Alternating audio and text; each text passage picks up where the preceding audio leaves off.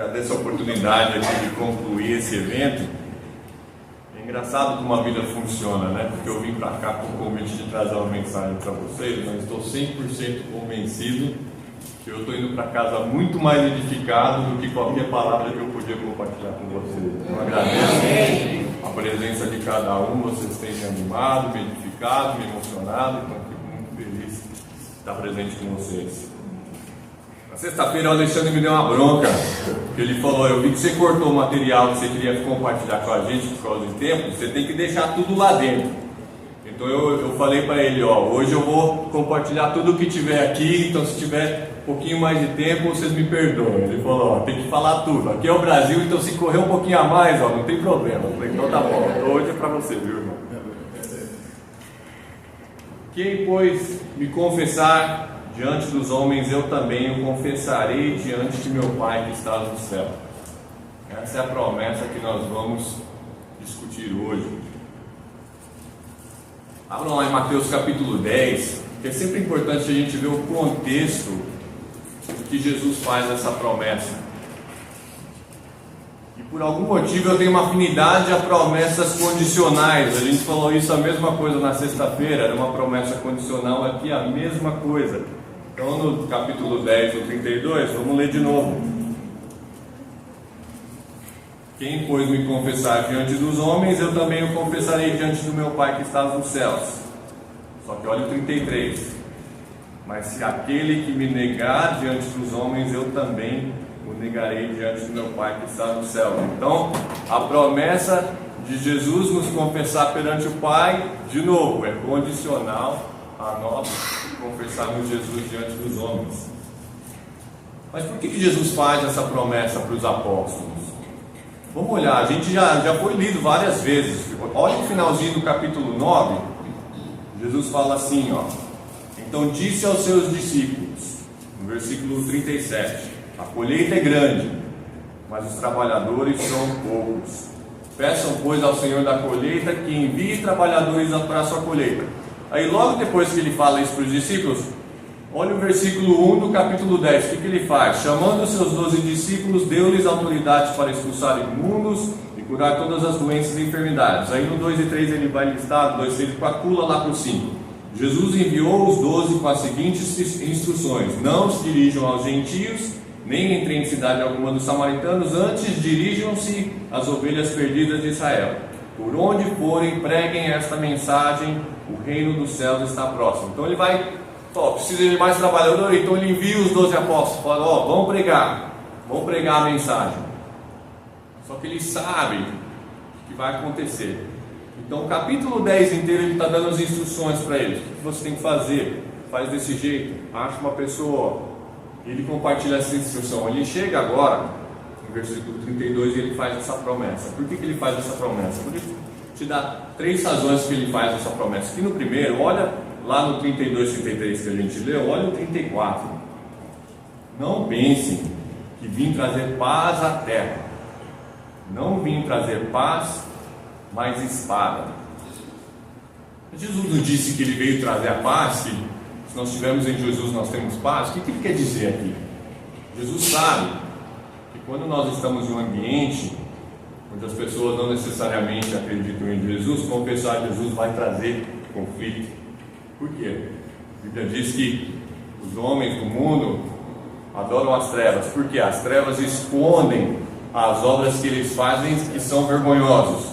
Então quando nós confessamos Jesus e trazemos a luz apaga as trevas e aí fica revelado o nosso pecado. E nem todo mundo gosta disso. Então às vezes quando nós confessamos Jesus, traz conflito. Tem pessoas que não querem saber de Jesus, elas não vão gostar do fato que você está confessando Jesus. Então Jesus já sabe, essa promessa para encorajar os apóstolos que confessar Jesus pode trazer conflito. Mas não só isso, vamos continuar lá, olha o próximo versículo. Versículo 35, pois eu vim para fazer que o homem fique contra seu pai, a filha contra sua mãe, a nora contra sua sogra, os inimigos do homem serão os da sua própria família. Quem ama seu pai ou sua mãe mais do que a mim não é digno de mim.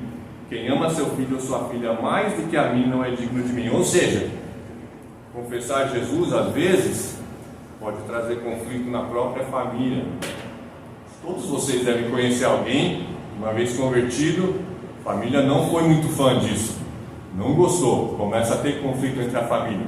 Então Jesus está dizendo para os apóstolos aqui, ó, essa promessa para vocês, que quando vocês me confessarem, até os próprios familiares vão ter conflito. Mas não acaba aí não. Terceira razão que Jesus fez essa promessa. Olha o próximo versículo. E quem não toma a sua cruz e não me segue, não é digno de mim. Quem acha a sua vida perderá, e quem perde a sua vida por minha causa encontrará. Ou seja, a terceira razão que ele faz essa promessa é que confessar a Jesus às vezes pode custar a nossa vida. A ideia de trazer a cruz era uma pessoa que era condenada à morte. Ou seja, uma vez que você botou a cruz no ombro, já era, tem mais vida, você vai caminhar para a morte. Ou seja, você tem que estar disposto a perder a sua vida, se é isso que custa confessar Jesus. Agora, para nós hoje em dia, a maioria do tempo nós não estamos em risco de morte para a confissão, mas pode custar a nossa vida, pode custar uma carreira. Falamos ontem de sonhos quebrados, então pode afetar a nossa vida de uma maneira muito grande se nós nos comprometemos a confessar Jesus. Então são essas três motivos. É difícil falar de confissão sem falar do apóstolo Pedro. Então eu quero gastar um tempo agora olhando alguns exemplos da vida de Pedro, de confissão, e vamos ver uns paralelos da vida dele e o que nós podemos aprender com isso. Então primeiro vamos lá em João capítulo 13, João capítulo 13. Nós já falamos muito desse trecho, né? Então a gente já sabe aqui o contexto de João capítulo 13. Eu acho que o irmão até leu essa mesma passagem já esse fim de semana. João capítulo 13, Jesus lava os pés dos apóstolos e ele começa a explicar. Vamos lá no versículo 36. Ele começa a explicar, ó, daqui a pouco eu estou indo embora. E quando eu for embora, vocês não vão poder me seguir. E qual que é a resposta de Pedro nesse sentido? Ele fala lá no 36, Simão Pedro lhe perguntou, Senhor, para onde vais? Jesus respondeu, para onde vou, vocês não podem seguir-me agora, mas me seguirão mais tarde. Pedro perguntou, Senhor, por que não posso te seguir agora? Eu darei a minha vida por ti. Então Pedro aqui, no íntimo, lembra, isso aqui é na última ceia, eles estão no quarto, é um ambiente íntimo, Jesus e os apóstolos. Ali, ó, Pedro está corajoso, eu vou morrer por você. Às vezes conosco não é a mesma coisa, temos um ambiente íntimo aqui, seguro, fácil confessar Jesus aqui, e graças a Deus por isso, que nós precisamos desse encorajamento. Mas o que é a resposta de Jesus para Pedro? Você dará a vida por mim? Asseguro-lhes que antes o galo cante, você me negará 3 vezes. Vamos pular para lá, João 18, capítulo 15, é isso mesmo que acontece. Então depois que eles estão nessa última noite, vocês sabem que eles vão para o monte, Jesus ora, vem Judas Iscariotes, ele é preso, agora ele está sendo levado para a casa do sumo sacerdote para começar a condenação dele. Olha lá no capítulo 18, versículo 15. Simão Pedro e o outro discípulo que estavam seguindo Jesus, por ser conhecido do sumo sacerdote, esse discípulo entrou com Jesus no pátio da casa do sumo sacerdote. Mas Pedro teve que ficar esperando do lado de fora da porta. O outro discípulo, que era conhecido do sumo sacerdote, voltou, falou com a moça encarregada da porta e fez Pedro entrar. Ela então perguntou a Pedro, você não é um dos discípulos desse homem? Ele respondeu, não sou. Fazia frio, os servos e os guardas estavam ao redor de uma fogueira que haviam feito para se aquecerem. Pedro também estava em pé com eles, aquecendo-se. Enquanto isso, aliás, pula lá agora, porque ele dá uma brecha, pula lá no 25. Enquanto Simão Pedro estava se aquecendo, perguntaram-lhe, você não é um dos discípulos dele? Ele negou, dizendo, não sou. Um dos servos do sumo sacerdote, parente do homem cuja orelha Pedro cortara, insistiu, eu não vi com ele no olival? Mais uma vez Pedro negou, e no mesmo instante um galo cantou. E Mateus nos diz que Pedro saiu de lá e chorou amargamente. Pedro estava disposto a lutar, ele foi o único que levantou a espada e foi, mas uma vez que Jesus o repreende, e agora ele está preso, parece que o negócio não está indo muito bem, ele está vendo Jesus de longe, em Mateus, eu não sei se é Mateus que diz que Jesus olhou para ele, então ele estava à vista de Jesus, ali em volta da fogueira. Agora o ambiente já não está tão seguro, não está tão gostoso e íntimo aqui com pessoas que têm a mesma mente de nós, de seguir a Cristo. Agora tem um perigo real. E o medo tem o melhor de Pedro, e ele nega Jesus. Glória a Deus, e a história não acaba aqui, né? Vamos voltar lá, João capítulo 21. O irmão leu aqui também, o Hélio mencionou isso no sermão dele. Aqui, Jesus morre, ressuscitado, e vem aparecendo, mas Pedro está numa situação difícil, porque ele ainda não lidou com essa negação com Jesus, não teve essa conversa. E é interessante, se você lembra, ele era pescador de peixe, Jesus chama ele para ser pescador de homem, e chega um ponto ele fala: ó, não sei se isso aqui vai dar certo não, eu vou voltar a pescar peixe. Então ele volta para pescar peixe. Só que Jesus aparece na praia. E da mesma forma, quando Jesus chamou ele da primeira vez, eles estavam pescando a noite inteira, Jesus estava ensinando, Jesus falou para eles: ó, joga a rede aqui. E Pedro diz: ó, a gente está pescando a noite inteira, mas porque foi o Senhor que disse, eu vou colocar a rede. E o que acontece? Nós sabemos, teve uma pesca milagrosa, eles pegaram mais peixe do que ele já pegou na carreira inteira. E a reação dele lá na primeira vez, ele se prostra diante de Jesus e diz: ó, eu sou pecador, afaste-se de mim. Ou seja, ele já confessa desde a primeira vez que ele conheceu Jesus. Jesus chama ele aquele dia: ó, vem me seguir, você vai ser pescador de homens. Aqui nós temos uma rechamação de Pedro, onde a mesma história acontece. Jesus está lá na praia, ele olha para eles e fala: ó, joga a rede lá, eles jogam. Tem aquela pesca milagrosa de novo, então já chamando a atenção de novo quando ele chamou Pedro pela primeira vez. E é aí que a gente começa aqui no versículo 15, ó. Eles estão comendo daquela pesca milagrosa que acabou de acontecer. Depois de comerem, Jesus perguntou a Simão Pedro: Simão, filho de João, você me ama mais do que estes? Disse ele: sim, Senhor, tu sabes que te amo. Disse Jesus: cuide dos meus cordeiros. Novamente Jesus disse: Simão, filho de João, você me ama? Ele respondeu: sim, Senhor, tu sabes que te amo. Disse Jesus: pastorei minhas ovelhas. Pela terceira vez ele disse: Simão, filho de João, você me ama? Pedro ficou magoado por Jesus lhe ter perguntado pela terceira vez: você me ama? E lhe disse: Senhor, tu sabes as coisas e sabes que eu te amo. Disse-lhe Jesus: cuide das minhas ovelhas. Então aqui Jesus oferece o perdão para Pedro. E nós? Eu sei que em minha vida tenho tido momentos onde houve uma oportunidade de compartilhar a palavra de Jesus com alguém, ou explicar, e eu penso depois: não andei tão bem, não, acho que podia ter falado uma palavra melhor, uma palavra mais bem pensada, ou talvez, como a ideia da espada, nós não queremos criar nenhum conflito, então talvez a gente fica quieto e deixa para a próxima. Pedro teve essa experiência, e Jesus falou: ó, não acabou ainda não, não é só uma vez, lembra? A prática constante, um momento, um comportamento momentâneo não apaga uma prática, uma vida de seguir a Jesus. Não acabou ainda. Você me ama? Vamos lá. Só que olha que interessante, Jesus não fala para Pedro: ó, está perdoado, pode ficar tranquilo aí. Ele falou: ó, pastorei minhas ovelhas. Ou seja, eu te perdoo, mas não estou te perdoando para você ficar aí tranquilo. Estou te perdoando para quê? Para você ir trabalhar.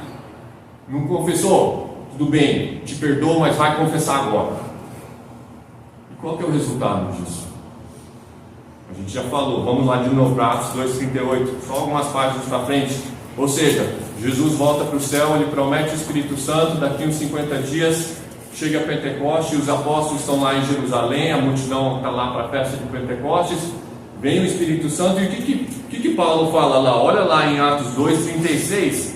Paulo não, Pedro, né? O que Pedro fala lá no versículo 36? Ele fala, ó, depois do sermão inteiro, qual que é a conclusão? Portanto, que todo Israel fique certo disto: este Jesus a quem vocês crucificaram, Deus o fez Senhor e Cristo. Que ousadia! Esse povo 50 dias atrás tinham gritado: crucificam, crucificam, crucificam, e era uma multidão que Pilatos falou: ó, se eu não crucificar Jesus, eles vão fazer uma rebelião aqui.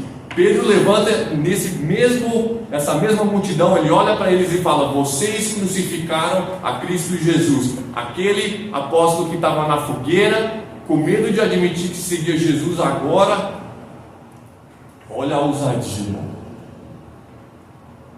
Que maravilha, que não acabou a história dele ali, né? Aí o que acontece? Vamos lá para o capítulo 4.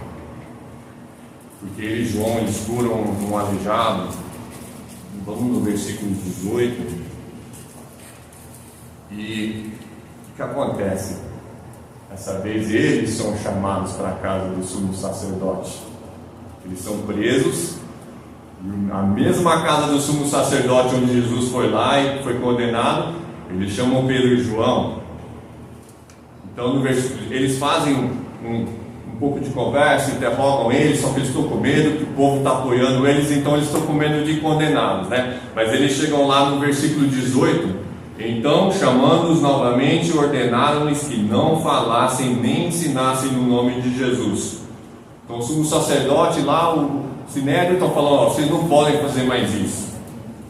Qual que é a resposta de Pedro? Mas Pedro e João responderam: julguem os senhores mesmos se é justo aos olhos de Deus obedecer aos senhores e não a Deus, pois não podemos deixar de falar o que vimos e ouvimos.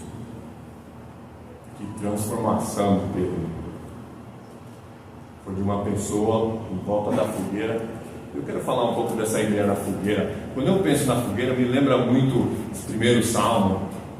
Ele fala: bem-aventurado aquele que não senta na roda dos escarnecedores. Eu penso numa fogueira.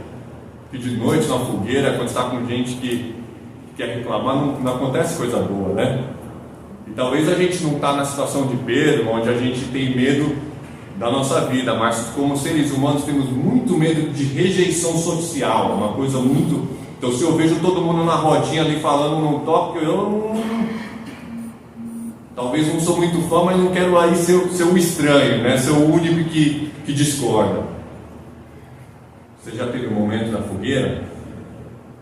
Se não teve, se prepare. Um dia você vai ter esse momento, um ambiente de pessoas que não seguem a Jesus.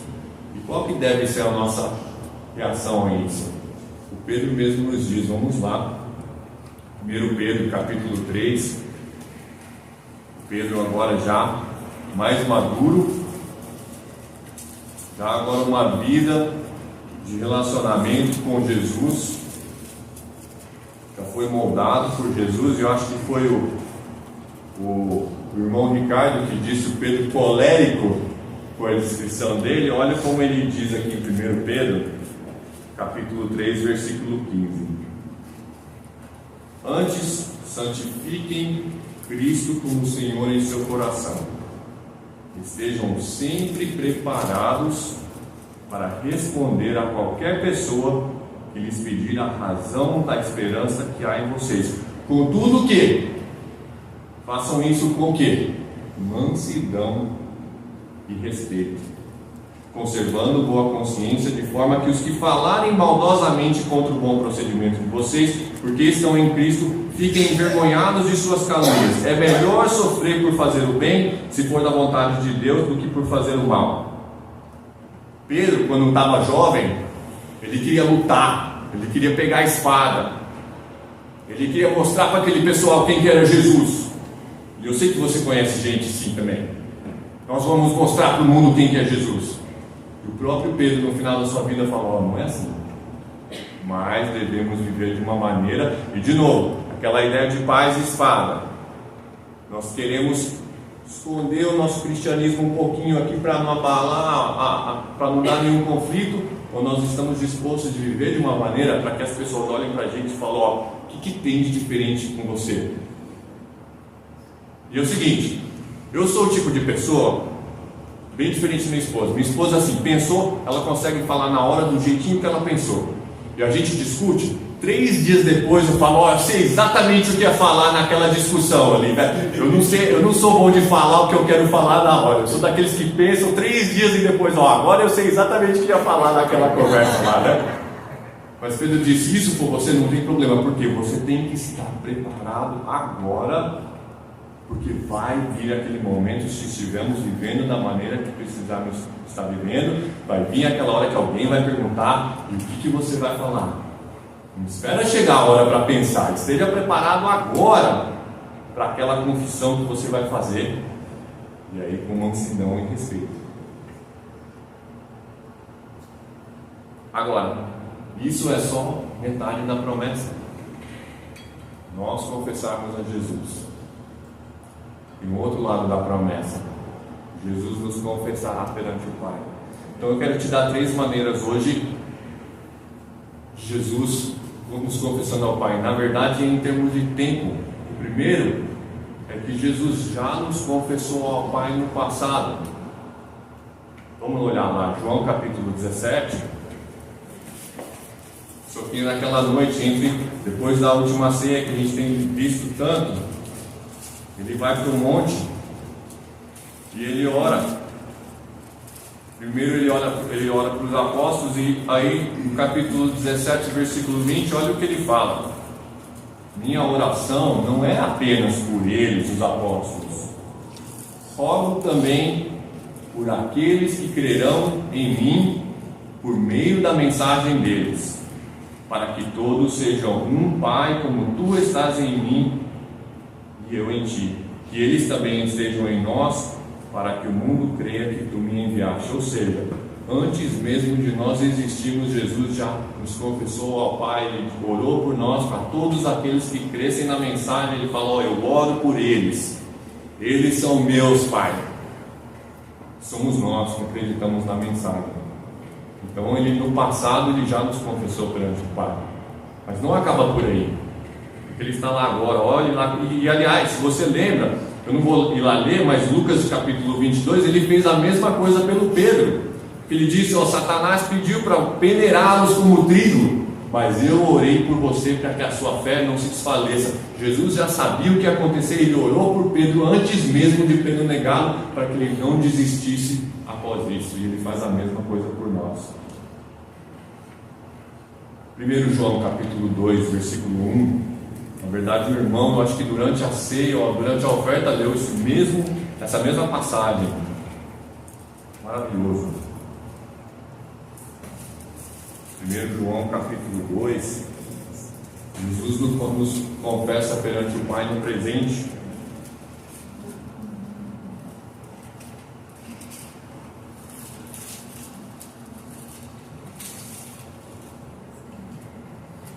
Meus filhinhos, escrevo-lhes essas coisas para que vocês não pequem.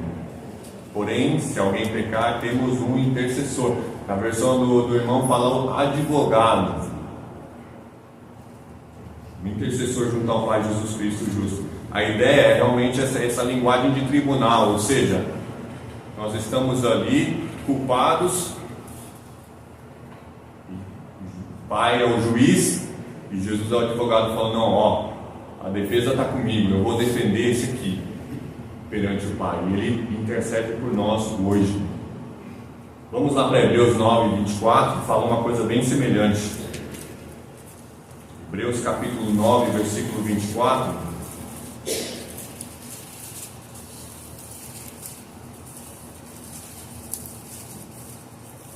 Ele diz assim, pois Cristo não entrou em santuário feito por homens, Ele não entrou num templo lá em Jerusalém,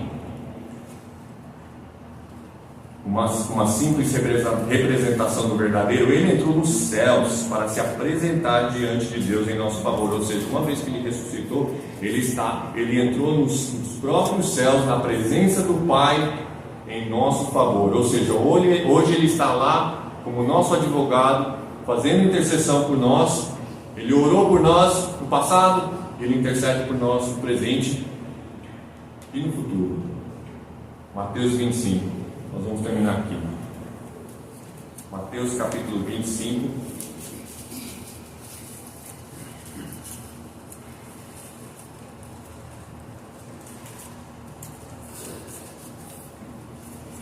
Eu vou ler a partir do versículo 34.